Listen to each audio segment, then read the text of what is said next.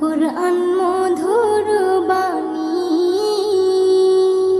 প্রতিটি হরফে দশ দশ নেকি আছে, আমলে জমা হয়।